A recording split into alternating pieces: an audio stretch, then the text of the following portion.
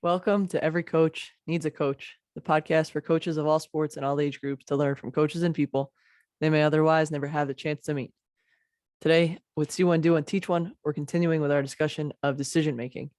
And I want to give you guys an example out of the book, The Coach's Guide to Teaching by Doug Lemov. This is heavier than a textbook with the information in it, really insightful, really dense, and very practical. And Doug Lemov gives an example, I think it's page 31, where he talks about decision making for our players. And he notes that decisions are made based on perception of information. And we'll talk about this in a little bit, but experts' perception and ways that they unwrap information is different from a novice's perception and how they process information.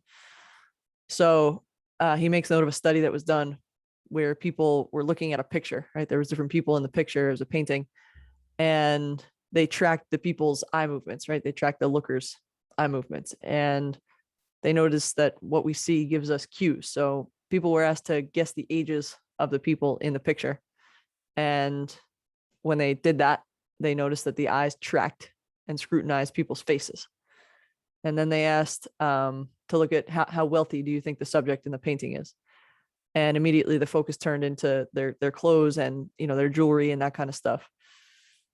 And the brain knew to do this based on experience, right? The tacit knowledge in looking at the right place comes from thousands of repetitions of discerning people's ages from their faces and their wealth from their clothes. Our players' knowledge and experiences shape where they look on the field as well. So as far as decision making from a practical standpoint of teaching our athletes, we need to start with the eyes. And then Joan VIckers, who's a cognitive scientist at Calgary, the University of Calgary, notes that the gaze of a novice is different from that of an expert. So if we want better decisions, we need to start with the eyes. We need to train our players to see the most salient details of a situation.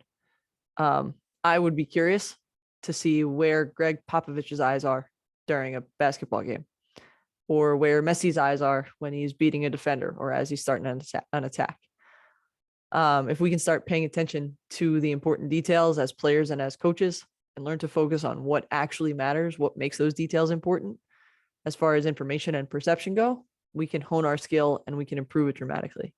So my plan for this week is to take some of my players who I would put more towards the expert end, right? They're high school kids, so I don't think any of them are really experts, but kids who have had more thousands of experiences in playing soccer, and just ask them where their eyes are, right? When you receive the ball in the center, at the midfield, right? In the center of the field, where do your eyes go, right? What have you already processed and noticed to help you make that next decision?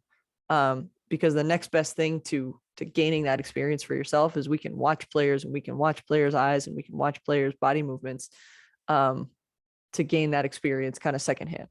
So that's my challenge for you, is to look at how you're looking at things, right? Do you notice, for me, I've seen it a couple times, to give a personal example of, hey, that outside defender is really tired. Let's get it to her side so we can knock it in from that side. Or on the opposite end, right? Hey, this outside mid, maybe just shoved one of my kids, right? Or just looked over at mom or dad in the stands, or just got yelled at by coach. I bet you that kid's coming out with a little fire.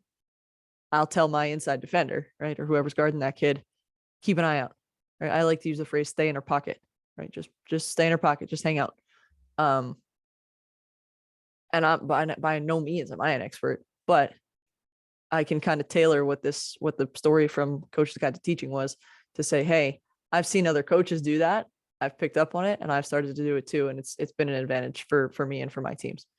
So that's my challenge for you. Start paying attention to where your eyes are and where your players' eyes are.